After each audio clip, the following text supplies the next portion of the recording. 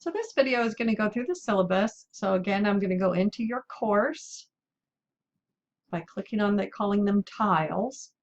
And then I go into the course documents and into the syllabus.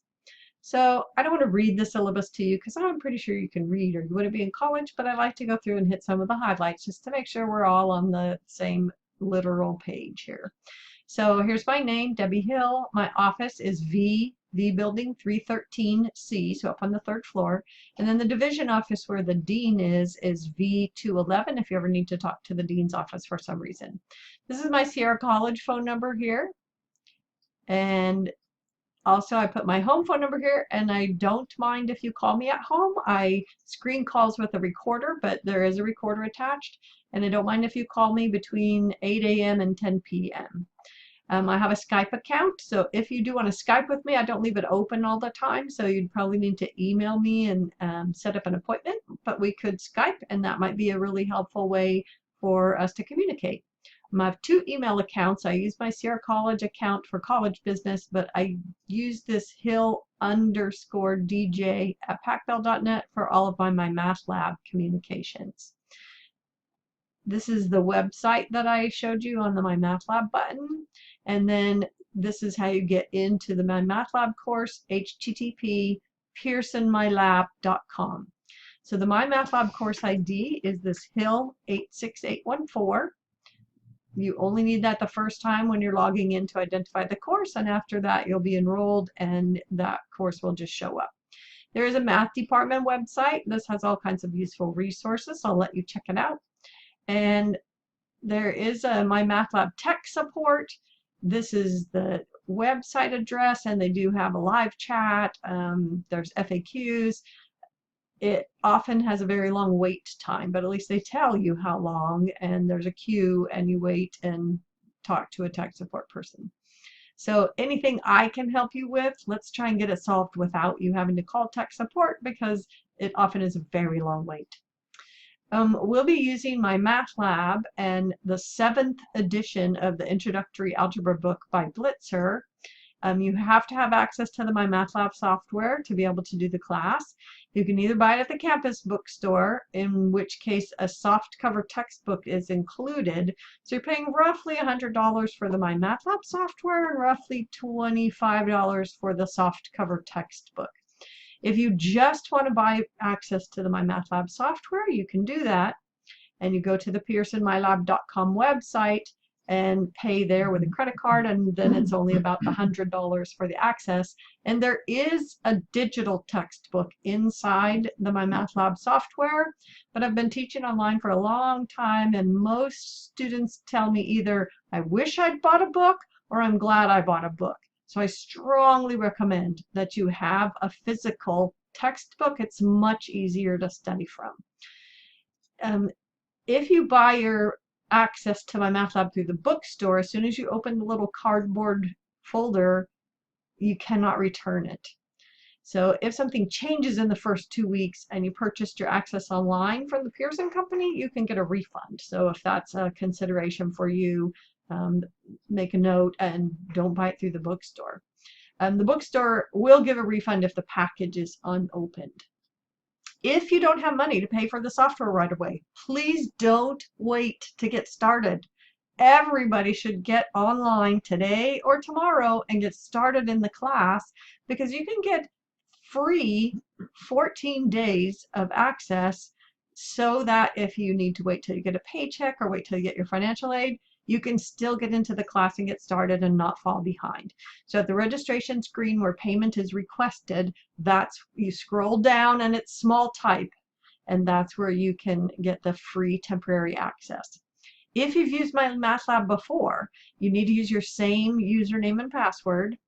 And if you used My Math Lab for Math A before, you shouldn't have to pay again for access. So if they're telling you you do have to pay again, please contact me and we'll get that straightened out. When you sign into My Math Lab, it will ask you for that course ID, Hill 86814. There's a prerequisite for this course. If you're already enrolled, the computer has already checked your prerequisite. If you're on the wait list, The computer has already checked your prerequisite. This information is just for people who are newly trying to add, that if you have not met the prerequisite, the add code won't work. So I check first, and I want to see a screen print of your My Sierra transcript or your assessment results so that I know you will make good use of the add code and it won't be wasted. If you try and use it and you don't meet the prerequisite, it won't work, and I can't use it again for someone else. It's your responsibility to make sure you have the internet access you need to complete assignments by the due dates. So I would really suggest that you have a plan A, your normal work pattern, but that you have a plan B and a plan C. You have a friend who will let you use their computer, or you can go to Starbucks and use their Wi-Fi, but that you have multiple ways of getting your work done, because not having internet access is not going to be an acceptable reason for missing a due date. If this is your first time learning online, you'll see it's a huge learning curve at first, so be patient with yourself. Active learning is required, so that's something that's kind of different than sitting in a classroom. There's sometimes a lot of passive time, and some students are surprised at how much work it is to learn online. So give yourself time to get used to the mode. It's very different. Communication is key. Staying on schedule is key. I email daily pretty much, especially at the beginning. And if you email me, I will get back to you really quickly. The best online students are the ones who are independent learners, who will find the answers to their questions. They'll go get the help they need. They're self-motivated. They're good at reading. There's a lot of reading, teaching yourself math. And they're good at managing their time so that they don't get behind. If you need a real teacher in a classroom, this might be a really challenging environment for you, and it's really not right for everybody. But for the people who need to make it works. So don't get discouraged if it's tough at first. You will get into a groove. You need to get into my math lab at least twice a week for discussions. And I'm not kidding. You'll see from the student comments from previous years, I'm not kidding, 12 to 16 hours a week on homework. So for most people, that's 2 hours a day, almost every day. And you really need to have that in your time budget, or reconsider whether this is the right semester to do this course.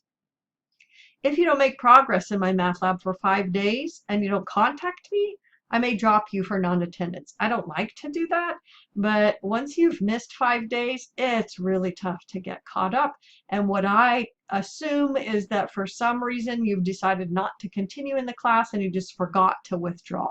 So I will contact you numerous times before I do this, but then I will take you off the roster if it's been over 5 days and you haven't done any work and you haven't contacted me. You have to complete 70% of each homework assignment before you move on. You get 75% credit for homework done late. The assignments stay open. So these are important little details. Each instructor does a little differently. So make sure you're aware that my homework due dates are just suggestions for staying on track. And you can continue to work on the homework assignment after that due date for 75% credit. So the quizzes are different. Quizzes turn off when their due date comes. So very different homework and quizzes. There are a number of show work homework assignments that I showed you in the Canvas course, and that's where you'll turn in those assignments. They're graphs mostly, so they need to be done on graph paper. There's a link here to free graph paper. And you're going to be doing enough graphs that you might want to just buy a pad of inexpensive graph paper. You're going to be taking a picture of your work and uploading it in Canvas or scanning. If you don't have any way to scan or take a picture and send your work to me through Canvas, you can snail mail it to me, but I need to receive it by the due date so that you get credit for that work. After each homework section, there's a mini quiz, and it really is pretty brief. It's meant to be about a 15-minute quiz. And really the purpose of it is for you to check yourself and see if you've really learned the topic. Some people use the learning aids a lot in the homework, and don't really master the topic. And so they find that out when they take the mini quiz and realize they have some gaps in their learning, and so it gives you a chance to go fill those back in. So once you've taken a mini quiz, go to button 5 and review your mini quiz so you can figure out what went wrong and how to fix it. And all the help features of MyMathLab are available when you're reviewing a quiz. So mini quizzes are due at 11:59 the same day the homework is due, and it'll turn off at that time whether or not you finished with it. So please give yourself enough time to get it done.